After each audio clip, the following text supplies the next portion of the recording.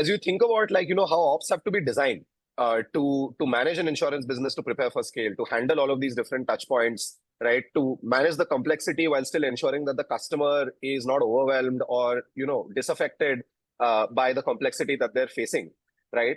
What does that look like? How have you seen the businesses that you've been part of, evolve over almost the last 2 decades now?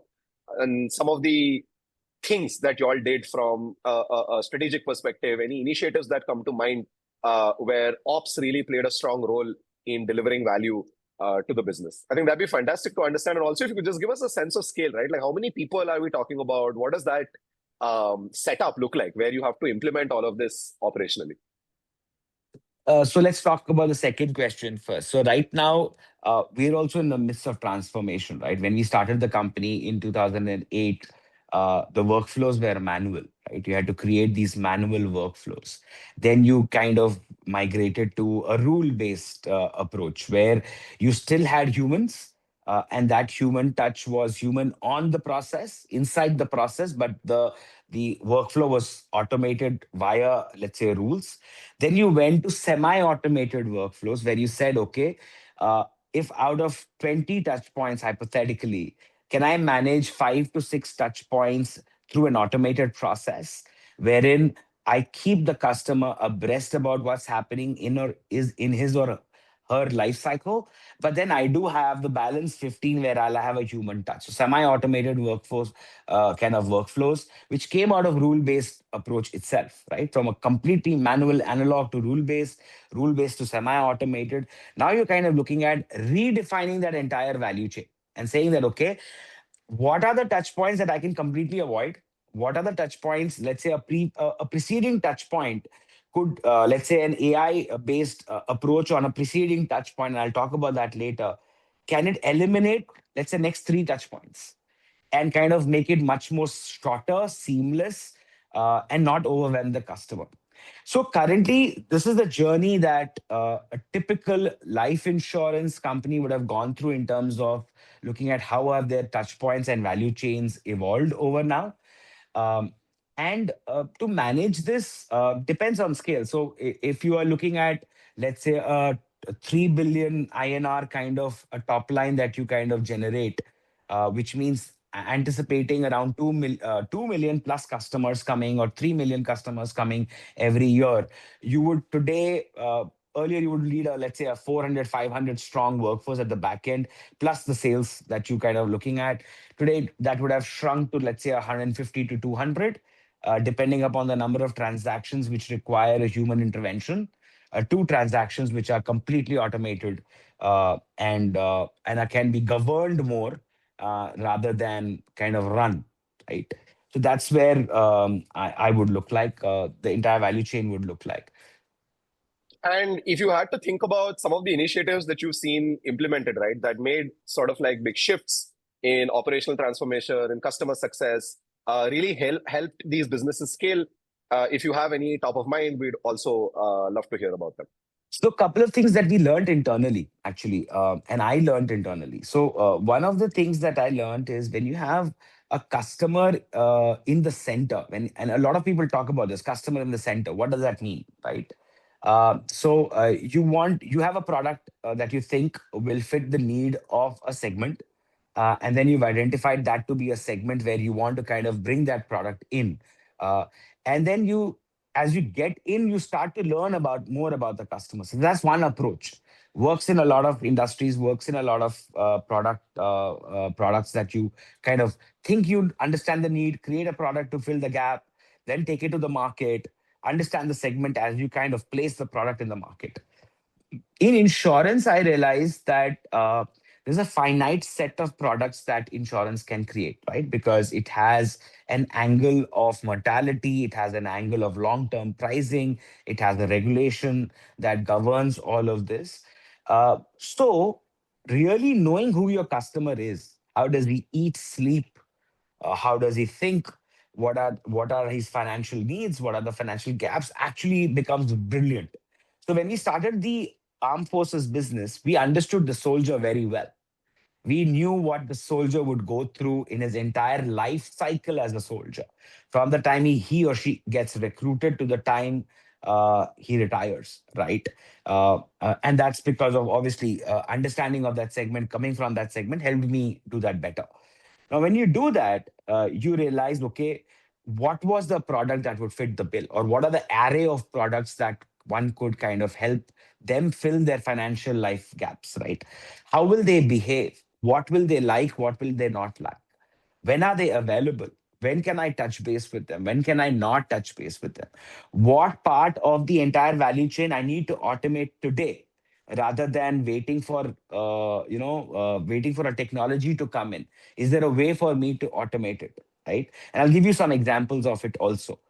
So that really helped, and that really meant having the customer in the center and creating the entire business model around it.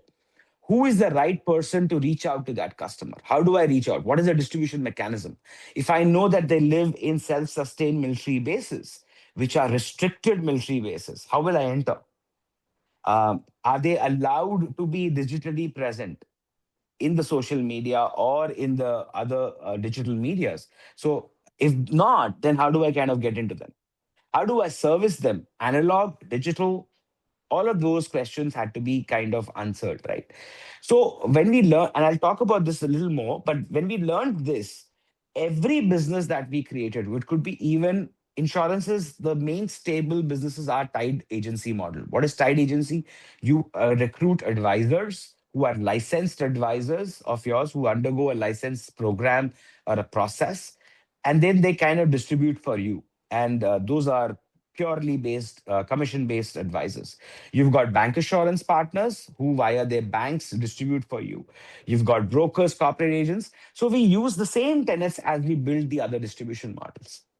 We said, okay, if I'm looking at a city, a tier two, tier three city where I feel that the customer base has a socioeconomic A, B, class C, and I know that this is the segment that I want to get in, we understood that segment much more. Why?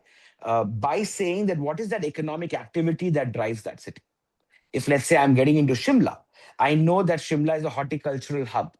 So the entire ecosystem of horticulture, it could be the logistic providers to providers who would kind of serve the horticulture industry to the orchard owners. Everybody forms that ecosystem. If I understand that ecosystem, I understand how they operate, I understand how they, their needs are. It's very easy for me to build a business around that in that city, right? So that's called a cluster-based approach because it's not as simple as how a soldier was, because it's an open market where I understand the real soldier, which we call as affinity marketing.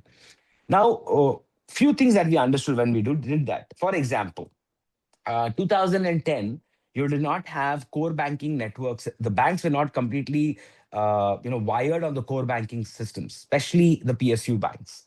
And the armed forces used to primarily bank with PSU banks, right?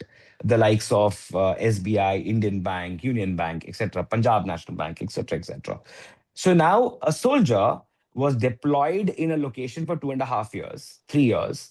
Either he would move with his battalion or he would move singularly to a next posting in 2.5 years.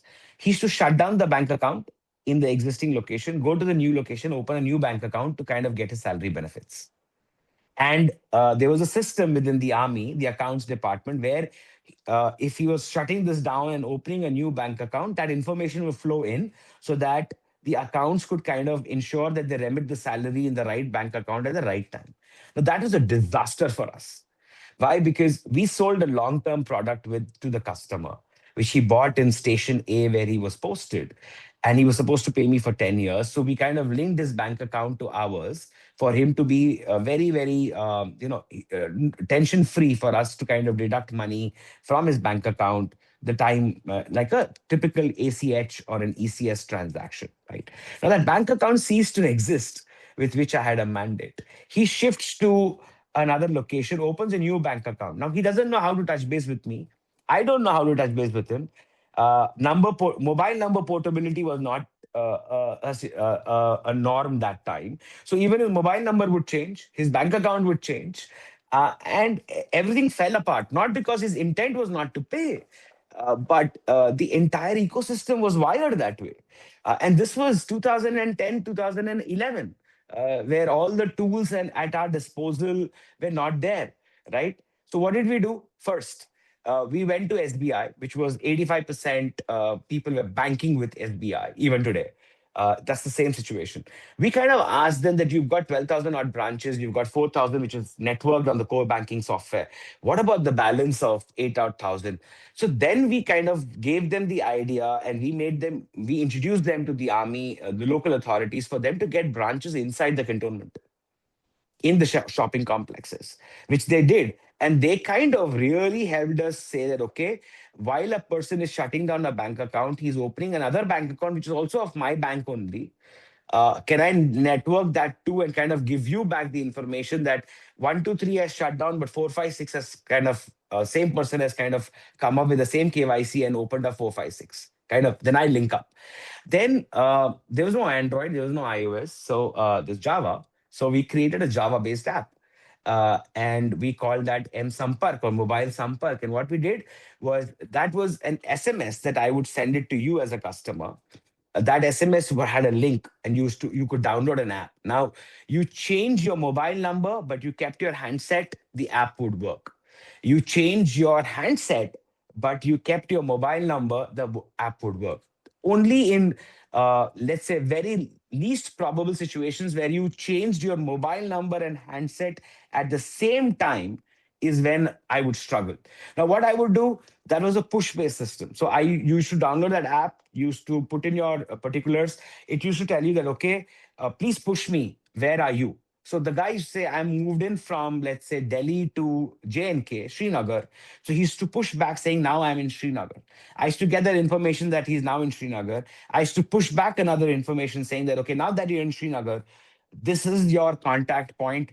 This is my branch that you can do. These are the two guys who are going to be in touch with you to kind of service you in the future, right? Uh, and then I could push back more information. Listen, you know what? Your mandate with us, which was helping us kind of collect money from you, has expired. You've opened a new bank account. Can you kind of help us fix that issue right away? Right? And that became a rave in the army, by the way. We had to discontinue application. Obviously, till 2020, we ran that on the Java format. Obviously, it didn't support. And now we're kind of coming up with a new portal, which we've come up. But there was a huge demand from the customer. Hey, why are you kind of decommissioning M Sampark? We said, yeah, we're decommissioning that, but we're going to get you something new. Don't worry. Yeah, simultaneously. So every sixth soldier of the Indian Army is insured by Pramerica Life, right? So that's a huge base. And these were lessons that we learned coming out of that business. And then we kind of replicating those or kind of building those lessons into real business cases and used cases as we are scaling up in the other lines or other segments of our company and the business.